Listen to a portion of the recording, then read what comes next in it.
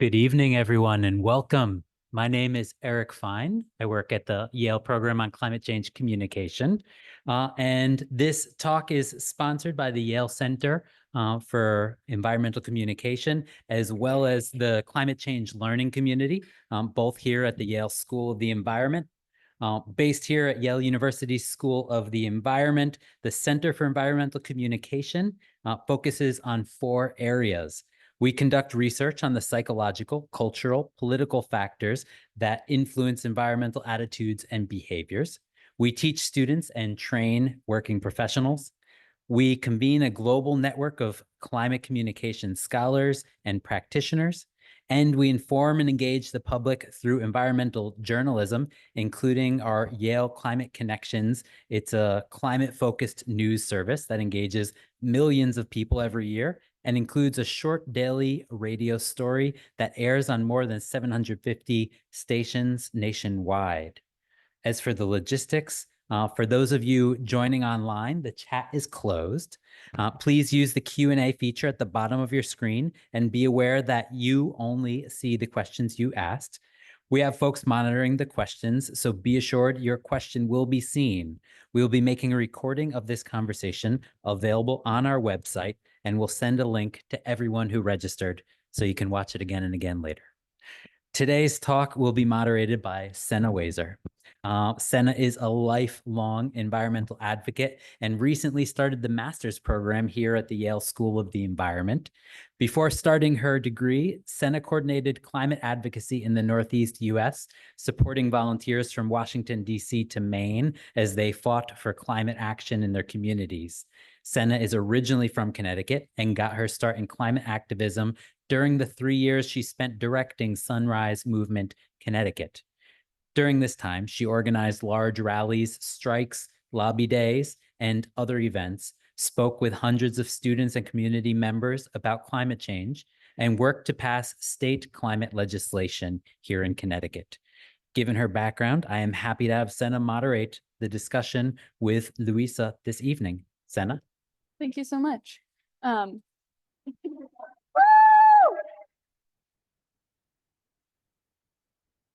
Thank you so much for that introduction, Eric. I am really excited to be here with you all tonight and to have the opportunity to moderate this conversation. Like was mentioned, I've been an environmental advocate for most of my life, and I've been fighting the climate crisis specifically since I was 14 years old. Fighting to ensure that me and my little sister, our generation, and communities around the world have a future that is safe and secure, one that we don't have to constantly question, wondering if it's about to go up in flames. And this work is incredibly hard and gut-wrenching and at times angering, but at the same time, it allows us to imagine and then fight for a better future. And to be able to meaningfully do that, we must also build community with others who are also passionate about fighting for that better future.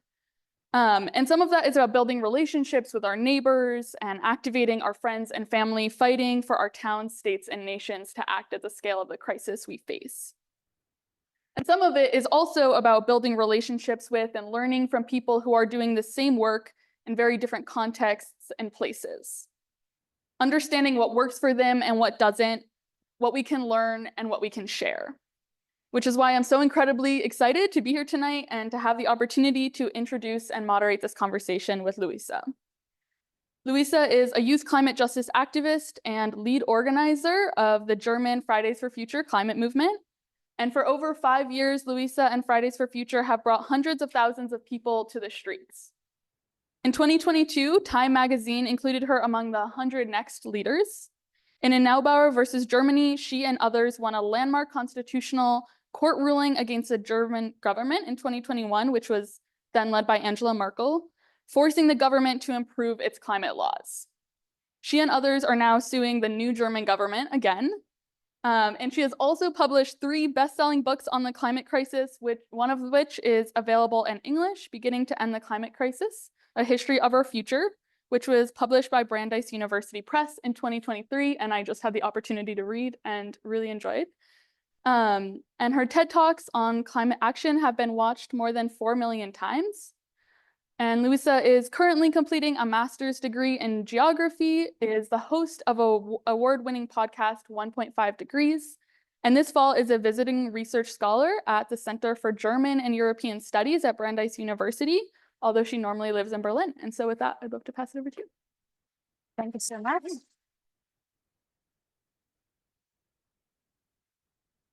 Yes, thank you. Yeah, okay. Thank you so much. I hope some of you stayed for the earlier talk tonight, which I find makes a great combination, and maybe we can clear some things up about German climate politics. I expect, it's my first time at Yale, I expected a lot tonight. To be taught about German climate regulation was not on my list, but I appreciated that thoughts and interpretations of, yeah, my work. And yes, I thought maybe I can, yeah. This is Pia. Pia's following me around the US for my little trip here. I'm spending 2 months on the East Coast talking about climate, but also trying to learn how to navigate in very complicated political settings, as we see that a lot of the political environment that is currently shaping the US is kind of slowly coming over the Atlantic to Europe, and we're trying to be smarter and learn from how people navigate here. So I'm very excited to have a conversation later to hear your thoughts and comments about what's going on. But first, maybe I thought I share a bit about what I usually do in Germany. That was our latest protest a few months ago. In Germany, there is quite a large climate movement. We operate in 300 places, and we've been setting this up 6 years ago, collectively really across the country, but also across all generations. The movement that I'm representing in Germany is youth-led, and yet we have kind of subgroups across all generations. So while I'm Fridays for Future, there's Parents for Future and Grandparents for Future and Great-Grandparents for Future, and all sorts of for future groups, Sports for Future and Architects for Future, and I don't know, Teachers for Futures as well. And what you've been mentioning, some of the work that we've been doing, we realized 6 years ago that no matter who was running our country, no matter who was eventually making the policies, the ability to shape climate policies really changed with the social narrative, with the culture in a certain country. So we kind of erupted through this understanding that we need to change the normative framework in which our government operates. Eventually, whether a conservative party or a social democrat or green party governs, that for us, we realized isn't even the most important factor. And we noticed that even through various political settings, we could get some solid climate wins at that point, that we had a society that felt, at least to a degree, acceptive and even maybe enthusiastic about climate work. Quickly about me, that is me and the protest that was already mentioned tonight, prominently enough. I usually speak on politicians and we organize big protests, but sometimes when times get tough, we need to get tougher. So that was, yeah. Well, anyhow, and as you see, I'm a student. I'm not a graphic designer, so please don't expect too much from the little presentation I brought for you. And some of the work, no need to mention that there was a climate ruling that we won. I look very unhappy on that photo, but it was a very happy day for us. Because as you might have heard, when someone sues a constitutional court like we did in Germany, that ruling is universal. So our constitutional court in Germany basically claimed under our pressure, climate inaction is unconstitutional because it takes away the freedoms of future generation, which I find is a hugely important and quite historic reframing of what freedom and liberty is really about. Because we do often hear climate inaction being explained through a certain understanding of freedom, of liberty, and what our constitutional court in Germany effectively did is to reclaim freedom under an environmental framework. Yes, we built a lot of bridges to union workers, to basically all parts of society, because obviously we need people to be on board. There is that little protest that we did against that little coal mine. That was a lot of fun. It was very cold, but it was fun. And at one weird January, I found out that Siemens invited me to the board of that company. And yeah, but that's a different story. Tonight I thought, and if you know, I invite you all to read up on the amazing climate movements that we see around the world. It's easy to get desperate about things, but there are movements working very strongly on all ends. But tonight I thought I'd share some of the learnings from my work. I think it's 5, maybe 4 or 5, we will see, of my work as a climate activist in the past 6 years. And because I would expect that there is not so much climate denial in the room, I will cut short on the climate science, but show you one graphic that might illustrate where we are in terms of the climate. This is actually, this doesn't sound humble, but this is from my 4th book that I just published, which is an atlas, and it's in German, but you will understand this. So what we're seeing, I'm a geographer, and so I get really excited about great climate data. And one big treasure of climate data we will find in Japan and Kyoto, where for the past 1,000 years, people who are not scientists, but who take care of the Japanese cherry blossom, have noted when the cherry blooms in Kyoto, Japan. So this data from Kyoto is one of the, well, it's a precious piece of climate that we have that is guiding us through the last millennia, really. And you're all smart people, so we will get through this complicated piece of graphics here. You see on the bottom, you see from the year 900 to the year 1900. And you see on the left-hand side the days of the year.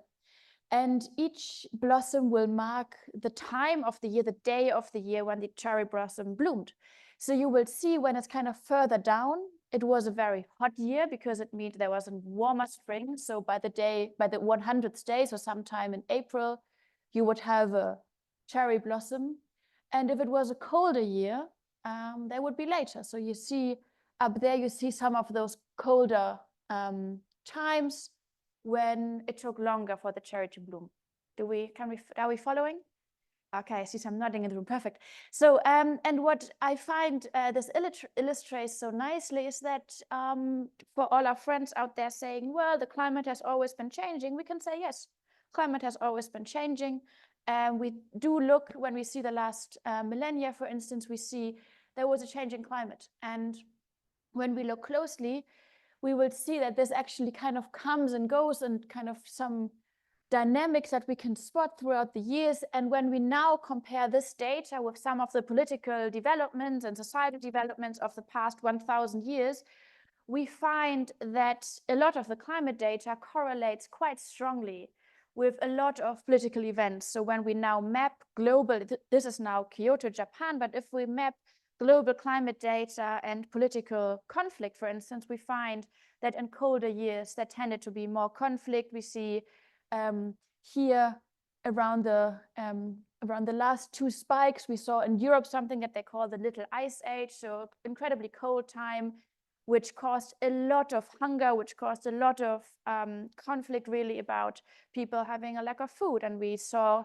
political instability erupting around these changing climates. And we even saw civilizations collapse, not just because the climate was changing, but around these changes of climate in the last 1,000 years, we saw that climate was always, and is today still, an overlooked factor of political conflict, but even collapse. And what you will notice is that the last 100 years are missing on this graph. And now if we see what happened in the last 124 years, we see that something changed. And I find it important to illustrate when we talk about climate, we talk about something that has always been changing. But in the last 100 years, in the last 50 years in particular, we have left what humans have gotten to know, especially what modern societies know as climate. Yes, there is a climate memory. Yes, climate has always been changing, but what we're experiencing right now is exceeding everything that modern societies, modern civilizations have experienced so far.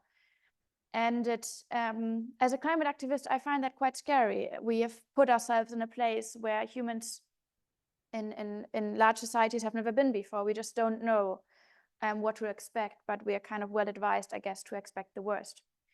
And seeing that in university or similar data made me become a climate activist, because I was set in university and I learned all about the climate science. And I found it so disrespectful to us young people that we had to learn for our exams how the world is collapsing, but nobody was teaching us what to actually do against this outside recycling and cycling. And I found there was a very particular hypocrisy in forcing us to sit in exams and to revise everything that is going wrong and learn all the different parameters off by heart, but then expecting us to ignore that in the real world. And I also found, on a social perspective, it's teaching young people to become some kind of apathist, to become narcissist around the world. And that's why I became a climate activist 6 years ago, and many others joined in. And now here we get to some of the learnings from my 6 years. What I noticed, for the last, during the last days, I've been in many universities in the US, and I've spoken to so many students. And one thing that I heard a lot is that people would say, well, nobody's talking about the climate here, and so nobody's doing something, and then nobody talks about it because nobody's doing something. And if it's one thing that I've really learned in the last years, is that someone will need to start. Everyone is someone, and the first moment is incredibly awkward. When we organized what would later become the biggest climate movement that the country has ever seen, and even the continent had ever seen, the first day wasn't great and wasn't calling for revolution. The first day was incredibly awkward. My first protest that I organized was attended by 100 people. We didn't know what to do. We had no microphones. We were trying to figure out what we were doing, and we didn't know. And I went home and was like, I'm never going to do this again. This was terrible. Please forget about it. And I was so glad that I had friends that said, no, Luisa, we're not going to back off here. But it's, I feel, especially because we now see around the world climate movements erupting, and we see the nice graphics, we see the nice images, it's easy to expect climate action to always come with some photo opportunity, and it often isn't. And there is this moment when people call one cringe and awkward, and when you kind of feel like, I don't want to do this. And yet I'm pretty sure that we're not going to solve the climate crisis inside our comfort zone. And the moment we leave that one, it doesn't feel good. And that's what I think we need to learn to appreciate. That moment when it kind of doesn't feel right and doesn't feel good can sometimes be a very important moment for things. So it's easy to wait around for someone to do something, and yet I would think it's banal, but maybe the most important thing that you can do is to think about yourself as someone who could do something. Then I was asked a lot by people in the last days, and it's obviously a question how to successfully campaign for climate action. And we have got our government. Obviously, that's now a controversial opinion on stage, but we now got our government in Germany to actually quit fossil fuels, to end coal extraction by 2038. That is too late, but it's the most radical thing we could get at that point. We're not importing any gas from Putin, and 50% of German electricity is coming from renewables. Is it enough? No. Is it fast enough? Definitely not. But you can actually get things moving, and you can get to see some real changes. And what we found, however, when we communicate around these visions and when we communicate around climate action, we found that often movements and activists and even people who wanted to get started forgot that it's not enough to tell about the great opportunities in the room. It's not enough to make people angry or scared of the future. And it's not enough to just tell them what to do. But we found actually there's a bit of a fruitful triangle coming at that point, that you combine a strong vision about what could happen, some hope, some joy, some fun, with a sense of injustice. So what is going wrong? What shouldn't be that way?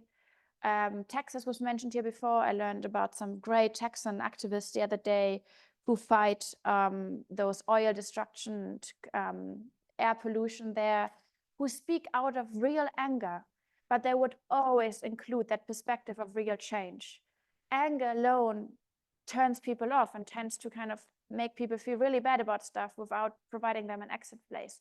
Hope alone creates often naive optimists. Combining them two, that gets a fruitful mix. But what is then, we found one of the three crucial things is to think about that very first step to do. So wanting to engage someone, I've learned that there are some great climate initiatives at Yale. Wanting to engage someone for something requires them to understand what exactly they can do. And it's important to take that seriously, but because just educating people on climate, and I would say that's one of the things that we've learned in the past 30 years, has not worked out particularly well. Well-informed people about the climate tend to get very desperate about it or tend to panic. Both of those ends, well, I don't know, didn't bring what we need to see.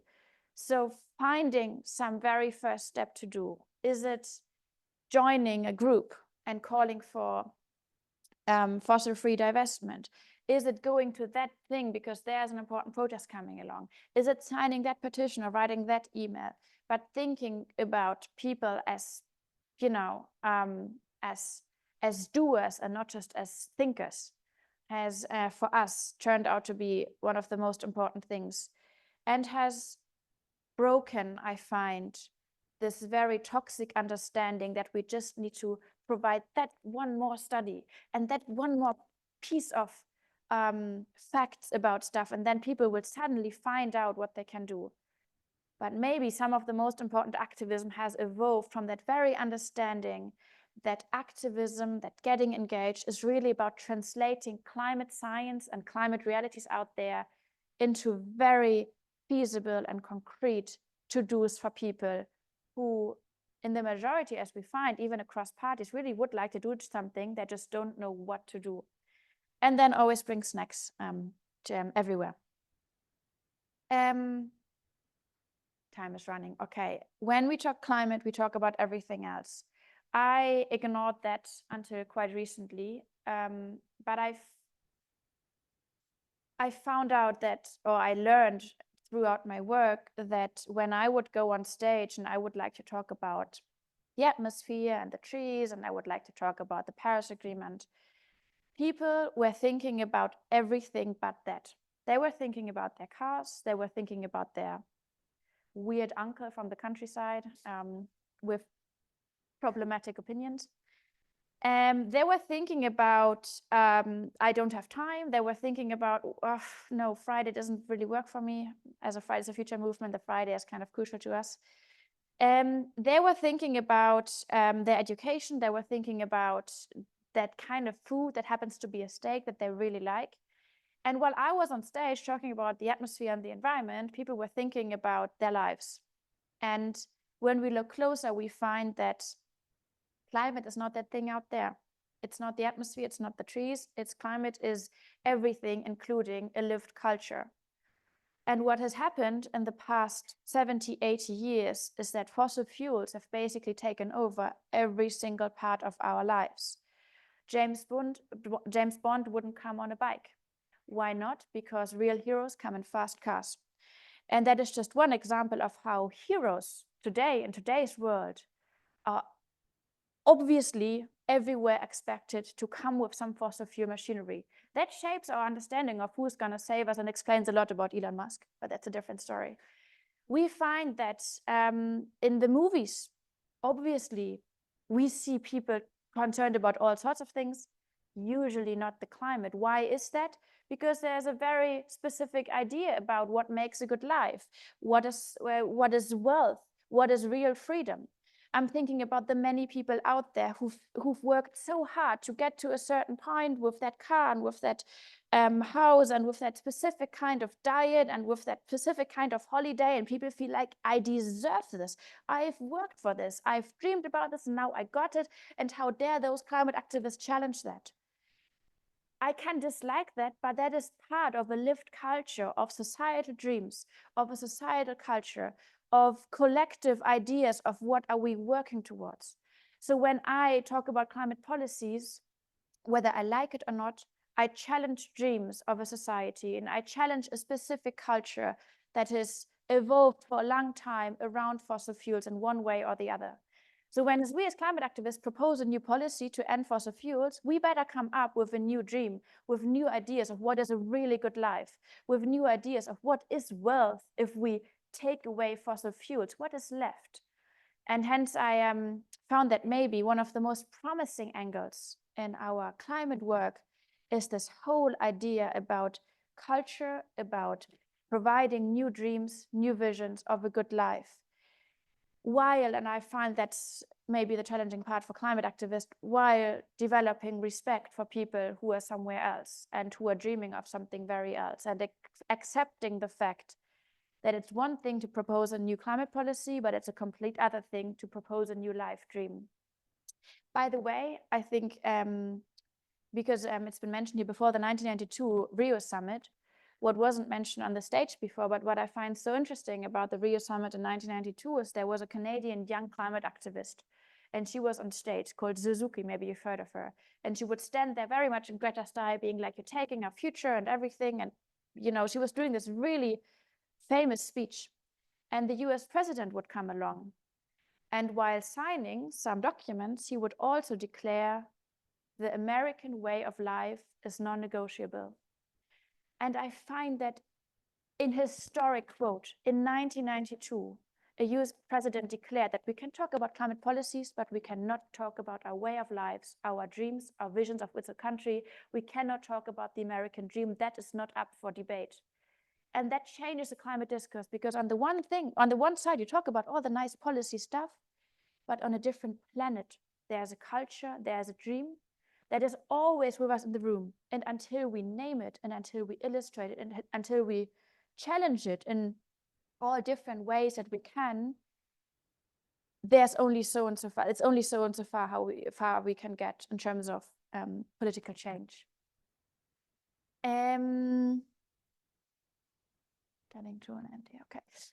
Yes, and almost finally, in 6 years ago, when I came up and said, hey, there's a climate crisis, can we talk about it? People were like, oh, that sounds fun, let's go.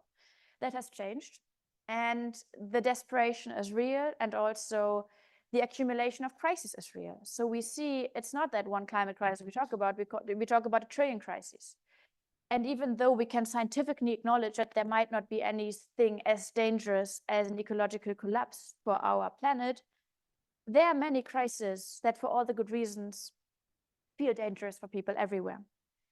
And what we've seen that in times where multiple crises are overlapping, where there's a huge economy of attention trying to kind of, make space, often unsuccessfully, for climate and environmental issues, we need to become very creative for solutions towards a climate crisis that don't come along with a tale of destruction which has been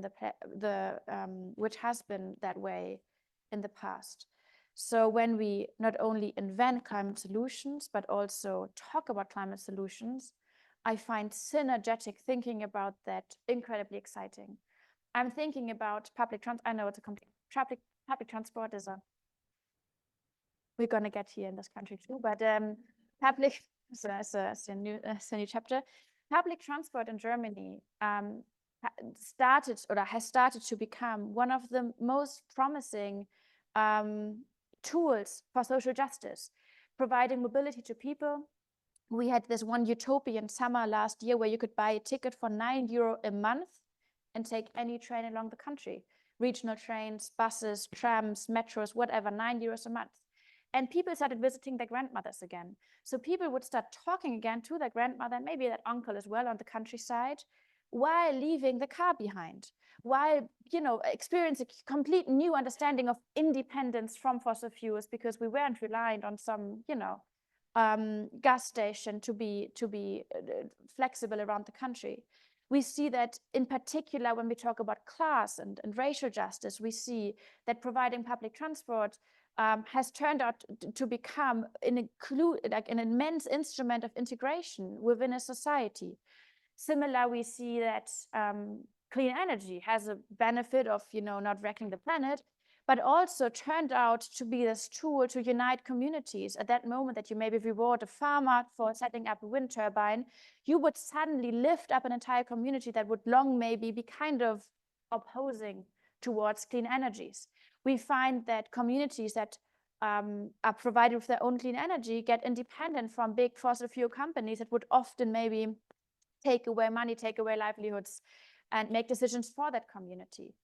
And we see similar, of course, that in times where democracies are getting under increasing pressure, we see this huge benefit of protecting democracies by preventing crises and catastrophes, by educating people that come together around climate action, and by making sure that like anti-climate populism and right extremism has less of a space, because people feel less tempted to buy into the fake news, buy into the propaganda. So when we think about the future and how we navigate as a climate community around the planet in the next years, I find that we are well advised to look at those synergetic solutions that provide answers to multiple crises as one. And finally, because I'm asked so many times about how to stay hopeful in these times, looking at it from a scientific perspective, we find that cynicism, which is kind of like trending right now, cynicism is incredibly unrealistic and even unscientific. Cynicism means expecting the worst from the world, expecting the worst from our neighbors, expecting the worst from humans together. And we do find that moment we look closely, we find that those assumptions are often not true.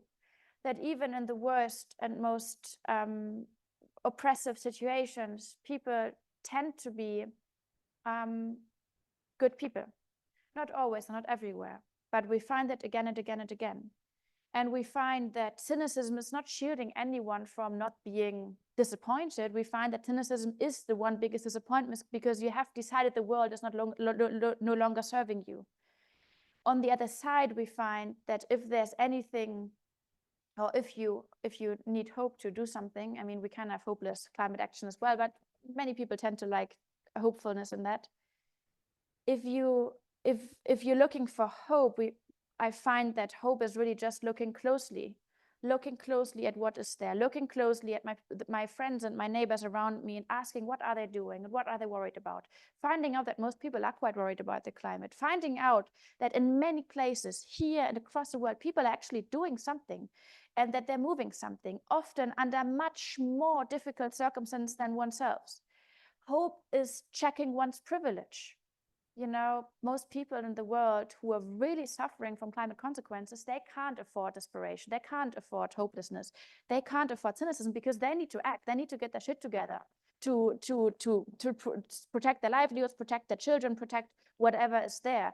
So giving up to desperation tends to be a sign of privilege, because we are so little affected that we can allow ourselves to kind of lean back on the couch and sink in this feeling of being overwhelmed. I say that while being worried and feeling anxious at times and being hopeless at times.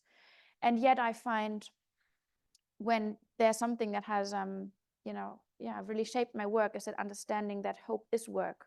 Hope is not pizza delivery. It's not getting to your doorstep and then you kind of lay down on the couch with your little piece of hope. Hope is getting up and looking at what is happening and in a way, paying respect to the people who are doing something and who rely on you just to do that little thing. No one is expected to turn a full-time climate activist from, even though I can highly recommend it.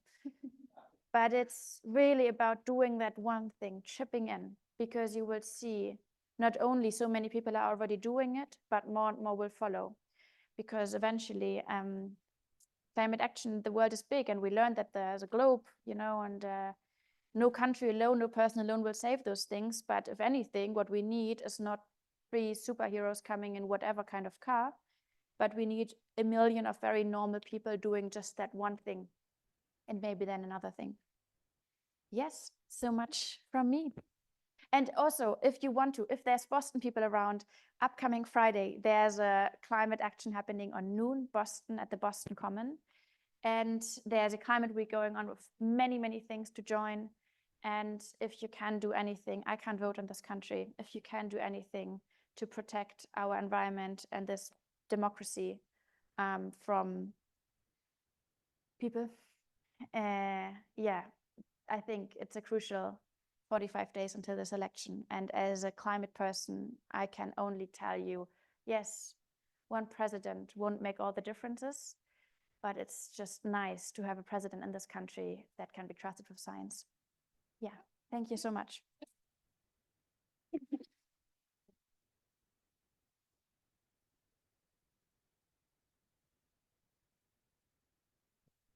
That was incredible. Thank you so much for everything that you shared. And I think also that your last piece on like hope is work resonated really deeply, and I really appreciated hearing that.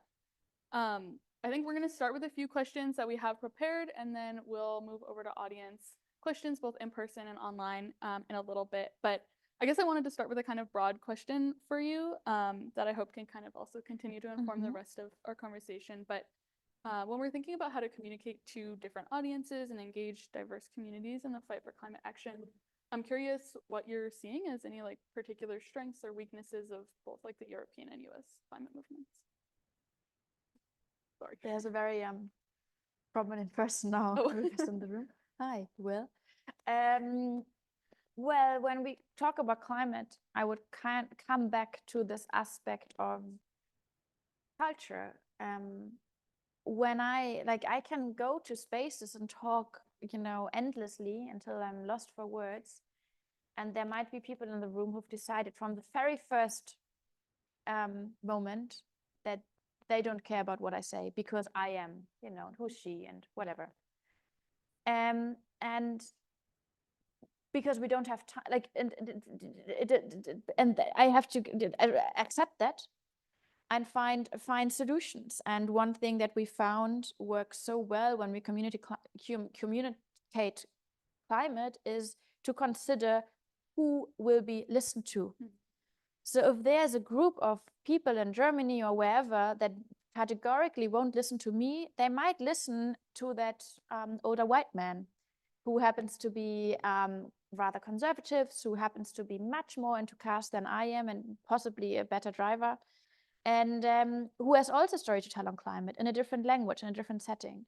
If climate action is basically translating climate action, climate science to climate action and to different communities, it's my job to find those people.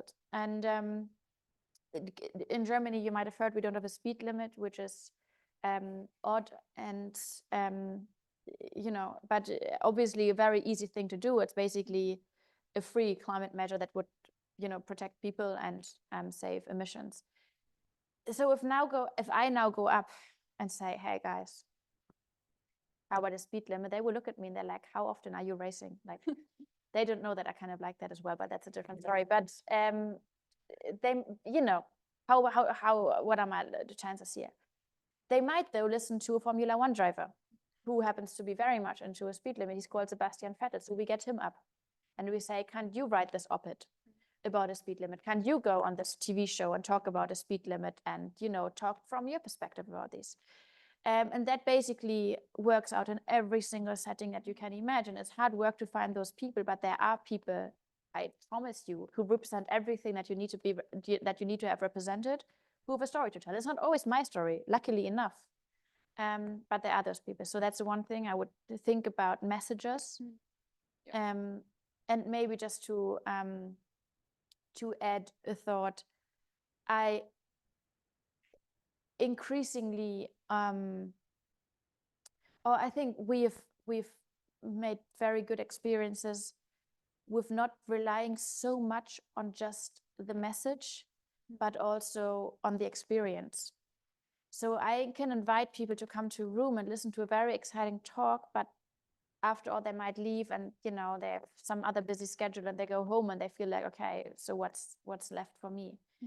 Getting people involved to join that one protest, to join this one action, to join this one moment where you have a bit of a food and a wine or whatever you do, and they can create not just some understanding, but an experience and a feeling that is something that people are much more likely to then share to their friends and say, hey, I actually went to this thing and that was fun and I had a good time and I was laughing about this and I met this person.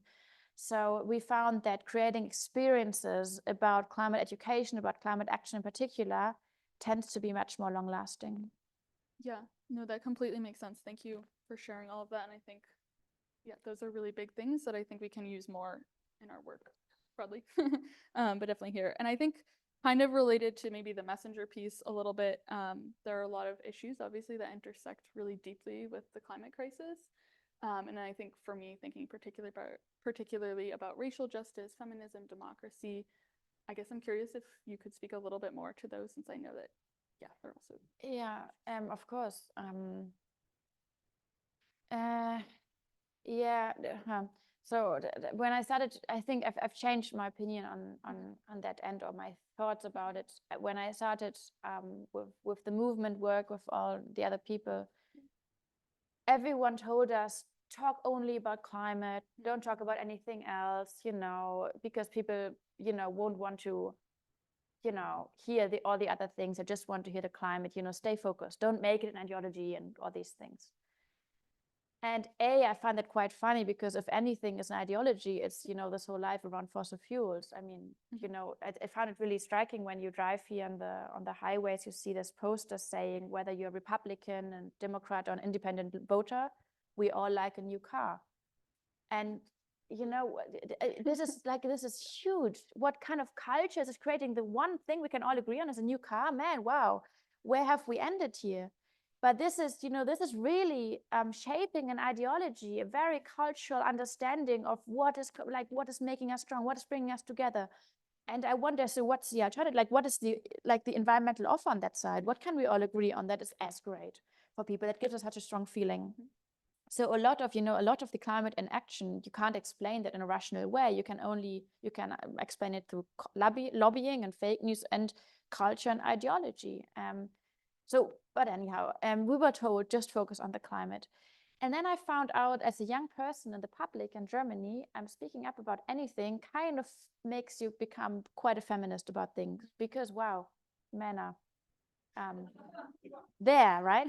And yes, not all men, but so I found that, I mean, how many you were here earlier, how often have AOC and Greta been mentioned, being a woman out there? Wow, they wouldn't have been mentioned if they were men. But so what I'm saying is, once I decide to speak out on climate, I also navigate as a woman in a society that's still quite patriarchal.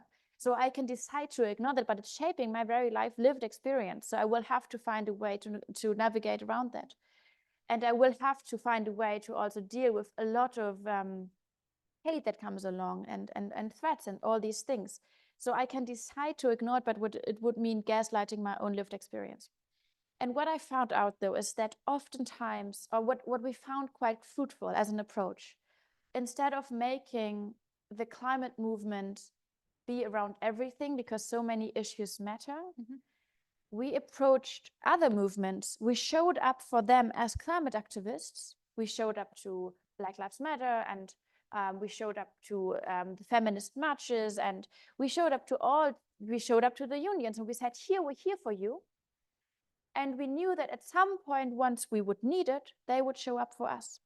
So we found that now, some of the big feminists in Germany talking about feminism would casually introduce the environmental aspect to that, making sure that we actually broaden a discourse that we have, but people wouldn't feel like we create this whole new, world of whatever. So we encourage and entice people everywhere to introduce an environmental aspect to what they care about, by making sure they know we would show up for them and we introduce that perspective to our understanding. And then I think, just an afterthought about this whole thing of not making the climate about everything. The climate is about everything. And so I would say, as a movement, the challenge is rather to acknowledge complexity on the one side, without creating this invisible checklist for people that they feel like they have to agree on 10 things with me before they come to a protest. And that we will have to navigate around. But I would say, let's not deny the complexity of the issue. Let's not deny the fact that the climate crisis is a classist crisis. It's a racial crisis. It's a patriarchal crisis. It is a crisis that is rooted in so many inequalities. And I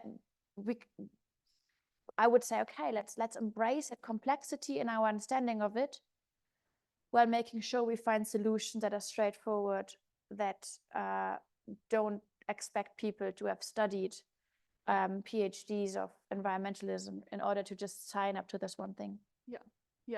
Thank you so much for sharing all of that. That makes sense. I think we will switch over to questions in person, and then we'll also take some from online. But yeah, if anyone has a question in the room, would love to move to that. Well, we pass the microphones around. I'll start out with the first question from Zoom. Sarah asks, could you share a bit more on how you weave in facts and information? How do you balance climate information, climate literacy, and engagement? Oh, amazing question. So you will have noticed today, when I did my little talk earlier, there were barely any numbers involved.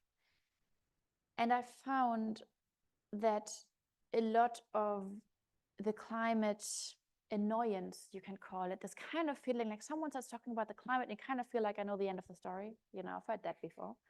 And even if I haven't, I will forget it tomorrow. This boredom that has emerged around the climate discourse, especially, like I can't talk for the US, but in Germany definitely has this feeling like it's all been said, you know, we've all heard it before. I find that kind of goes back to some sort of, I would say, laziness I've witnessed around just throwing around numbers, expecting people to make up their minds about it. So I present you three big numbers, and then you go out and I expect you to change the world for me or for us.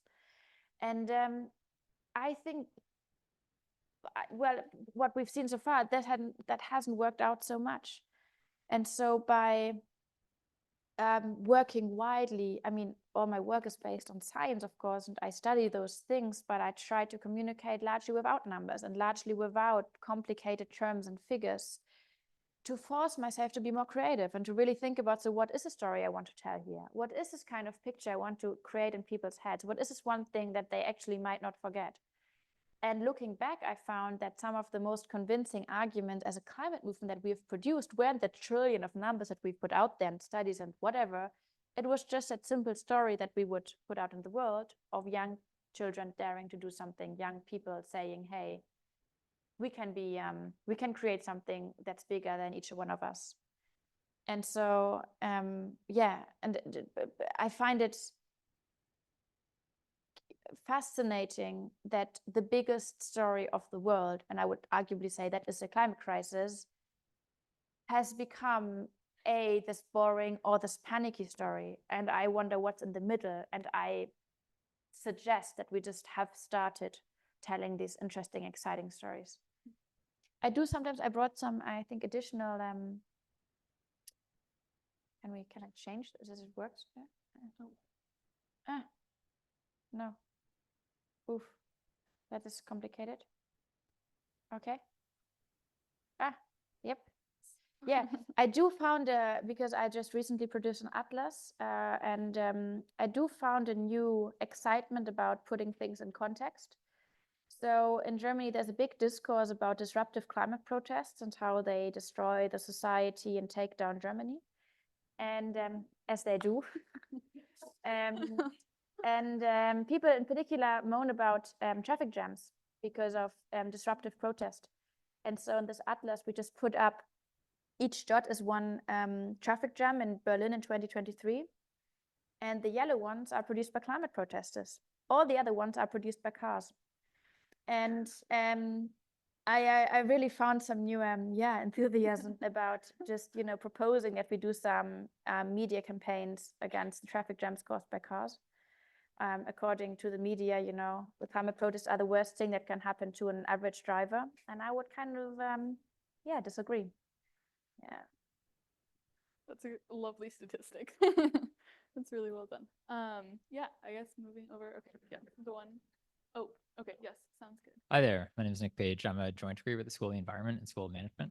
And I really liked your framing of having to offer an alternative kind of cultural solution for people who, if you're going to propose getting rid of fossil fuels? More of a policy question or like strategy question there. How do you consider promoting certain policies that and trying to push kind of solutions forward with the urgency that's needed without leaving them open to the political pushback and with the cyclical nature that policies then may be repealed? Like, where do you identify or help promote ones that have the opportunity to actually be sustaining and get bipartisan support or just win over the people? Yeah, that's complicated. We do have a big backlash in Germany as well. And so I came here to learn how to deal with those backlashes. No pressure, but, you know, kind of expecting the world here. I think, yeah, it's not an easy answer, but an easy question. And there's no easy answer to that. What we found is we, for instance, take the combustion engine. In the EU, there's a proposal to ban the selling of new combustion engines by 2030, which was then framed by the far right as they would take away your car tomorrow, as they do, and that led to a big backlash of people being very panicky about it. And what we found in that way is that one of the biggest supporters we could get for that very policy wasn't coming from civil society or politics; it was coming from the industry. So there was a huge effort being done around getting big car companies across Europe and across Germany to say, guys, we like this policy because it allows us to sustainably plan the future for this company. And actually, many of those companies would do that. So they would actually come out and say, whoa, we like this. So again, we really think about messengers here. Similar to a coal exit. So when we propose a coal exit in East Germany, which is a very tricky environment to navigate, we found some of the strongest messengers in local coal companies who would say, actually, we're going to run out of business. Or in some coal unions to say, hey, we'd rather have a strong policy that has had strong limits, but have a good plan and get good backup, instead of this kind of we leave it to the market thing in terms of coal, which can be quite dangerous. I mean, the market works out in some other ways, but in terms of coal, you need investments, you need transformational plans, you need to serve the communities, you need to figure out how to do stuff. And then I would say it's also about choosing our battles. So clean energy was mentioned, and the fewest politicians and voices in politics that I know had estimated that we would get so far with clean energy as we did. So sometimes I would also say it's okay to rely on some of those dynamics to just pick up speed and choose a battle where we actually need transformational thinking ahead that sustains people. And because there's such a nice clean energy graphic, I've brought this one as well. Again, coming back to the intelligence in the room, we get through it. You see in yellow, you see 1 gigawatt. Each yellow dot is 1 gigawatt of solar energy. And in 2004, it would take 365 days to install 1 gigawatt of solar energy for the entire world. That's 2004. Each red dot is a day, right? Fast forward 2023, we would install 1 gigawatt per day. An incredible development, so hopeful. And the fewest research institutes had forecasted that development. So on policies, I would say choose a messenger wisely, pick out battles wisely, and let's not get lost in stuff that will be solved through different dynamics. Sorry for this one. Yeah. Okay. Yeah, thank you so much for that. I think keeping an eye on time, maybe one more from online, and then we'll do one more in person question. And then I'll do an online one. Okay. Thank you. Hello, thank you so much, Luisa, for being here. I'm so excited. I've been following your activism for years. I'm Christina, a student at the School of Public Health. And you have been talking about the importance of the trusted messengers, right? So you go find a person to talk about Formula One regarding cars, but there is like one thing that unites us all, and that is health. So as a Master of Public Health student focusing on climate change and health, I would like to ask you if you have used the health argument in your activism, if you have seen that this is something that works, that finally people start to see, oh, I don't care about the polar bears, but I do care about the health of my child who has asthma, or about the diseases like West Nile virus that are coming to Europe or North America.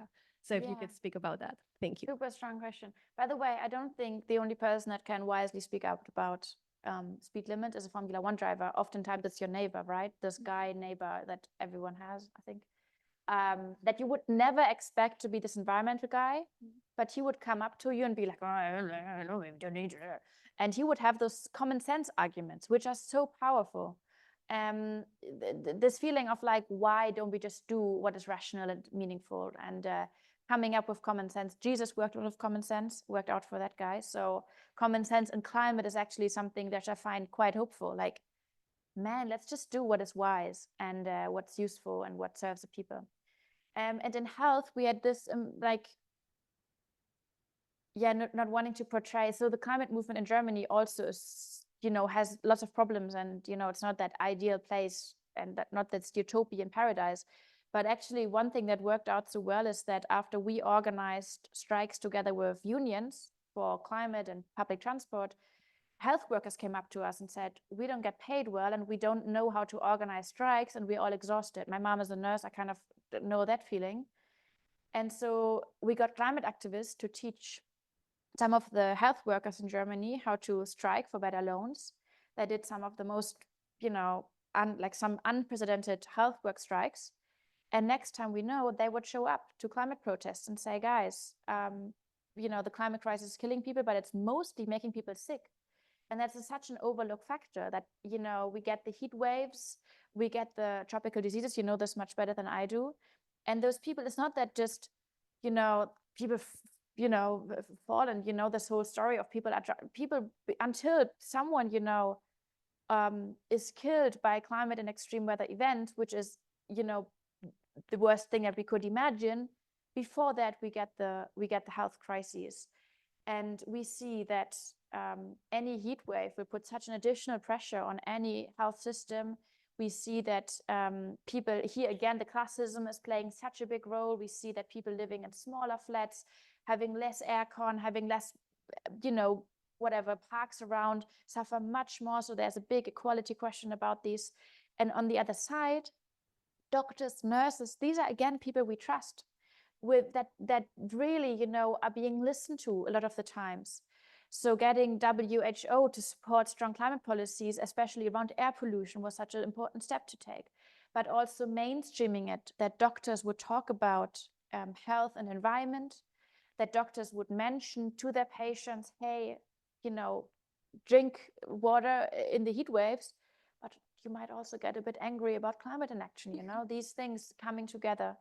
So there is, I would not only consider to be an opportunity because it's a crisis itself, but I would say there's big responsibility about combining these things. And again, about telling the story of but what's going on, that it's impossible to have healthy people on a dying planet. It's just not working out. And that also might be a friendly reminder to everyone who is claiming that the world is not, going down tomorrow. I would argue many worlds in this world, for many people, have already been lost, and many futures have already been lost. And for many people, the crisis is there, and it's there every day. And we don't need to look as far as Sub-Saharan Africa. We can look to Texas and the people dying from air pollution, and especially getting sick from air pollution. Thank you. Yeah.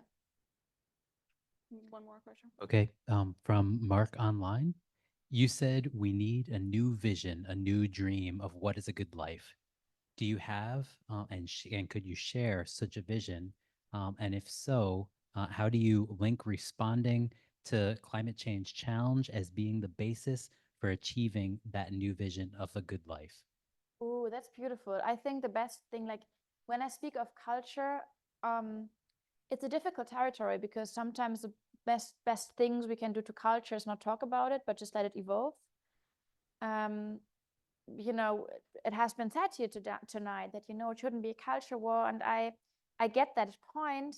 And I would slightly disagree, because you may not want to call it culture war, but there are questions around culture in the room.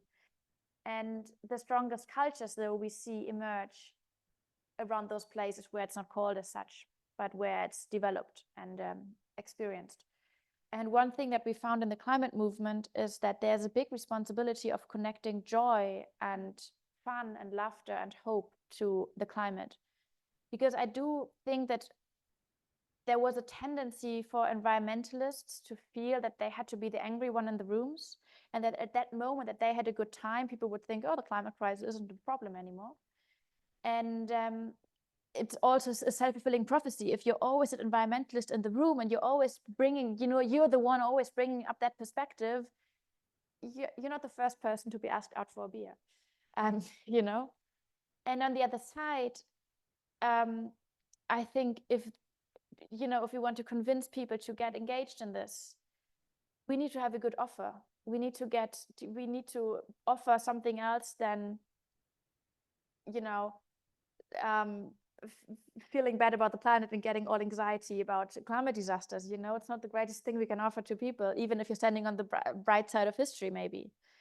And then I find also, how do we plan to authentically talk about the great chances and opportunities evolving around climate action and climate justice if we don't convincingly portray that we know what a good life and is like?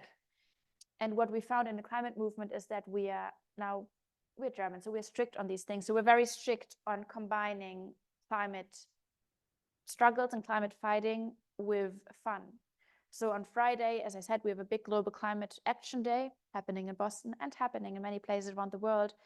And this means that we have people planning the climate strike, and we have people who are just dedicated to plan the after party. And we take it seriously because we expect people to cancel on their friends and cancel on their family to organize something on climate action. We need them to have those moments that are so good they don't want to miss it, and where they have the greatest time, and where they have the fun, and where they're gonna go home and tell their friends about it and want to bring their friends next time. And we found that people don't forget about the climate crisis the moment that we have a good night, and people might come back. And so there's, I think, this one strategic aspect about organizing moments that are fun and that are enjoyable. I think there is a moment, or there is a responsibility in telling those stories about positive changes. So there is this utopian gap. We very easy to normalize the status quo. And then the moment someone else comes up with something big and new, people would say, oh, it's unrealistic, it's impossible. And the moment that is implemented, we all accept it as our lived life and as our normality. So this room in the middle where we actually create those changes that are often being invisibilized by stories that we tell, by media storytelling, and so on and so forth. So what is in the middle? And so I love going around and listen to people bragging about their new solar panels. And I love to excite them about it and hear those guys. Here in Germany, we have these apps that show you how much solar energy your roof has generated. And I find that's amazing. People show me their phones a lot now. So, and they all feel like they're the first ones to tell me, but that's great. And like, man, if that's a new status symbol, like a symbol of status, great. Appreciate it. Go out it. And we try to shed a light on all the small things that are already happening, proving that there is a good life that has to do less and less and less with environmental destruction and more and more and more with empathy and solidarity. And so I would say it's not just about making up this new vision, and also, that's also individual, what do we dream of? But I would say more, it is about making sure people get a feeling about what's already there. Sometimes it feels small, but then again, everything is small, and everything is just one small thing, and a million small things combined will be that one big thing that we need. And then I would think it has to, that sounds very spiritual, but I think it also has to do with sometimes us, everyone, starting with yourself, breathing in, breathing out, and acknowledging how far we've come that we share this moment tonight. Which would have been maybe quite unlikely 10 years ago because the climate discourse was somewhere else, and people wouldn't have spent their whatever day of the week it is nights to talk about climate. How beautiful is that? And that there are people in the room who maybe would have met otherwise. And how we get to sit in this building that I learned is set up according to environmental standards. How, like, all of that sounds small, but eventually it's all these small things that we need. And it's coming back to the question of hope. dreams and cultures and futures and visions are often just about looking closely and understanding man. We've come quite a way. And the cynicists out there and the fossil fuel lobbies, they want us to ignore all of that and just think about the things that we haven't achieved yet. So maybe it's even a little act of resistance to breathe in and breathe out and look around and realize, wow, we can get that done. That is such a beautiful way to close. Thank you so much for that. Thank you. Yeah.